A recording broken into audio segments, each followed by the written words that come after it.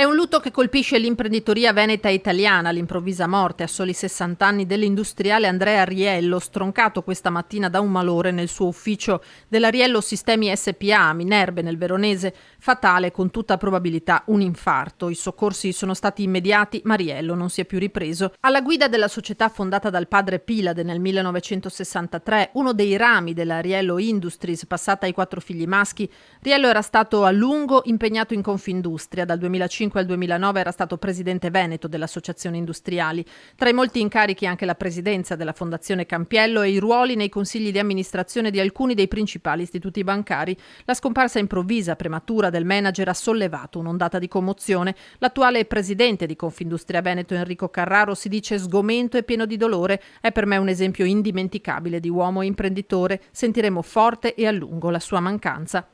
Persona per bene, imprenditore vero, ricorda Emma Marcegaglia, ex numero 1 degli industriali, che lo aveva avuto nel suo direttivo. Ha dato visione, entusiasmo e progetti a tutta la nostra comunità imprenditoriale, aggiunge Leopoldo Destro, presidente degli industriali di Padova e Treviso. Un esempio per noi e le generazioni più giovani. Per la presidente di Confindustria, Belluno Dolomiti, Lorraine Bertone, era un innovatore e un autentico ambasciatore del Made in Italy. Unanime il cordoglio della politica, dal presidente del Veneto Luca Zaia, che lo descrive come un imprenditore illuminato e sempre con il sorriso, al segretario regionale del Partito Democratico Andrea Martella, che ne ricorda la tenacia e lo slancio all'internazionalizzazione.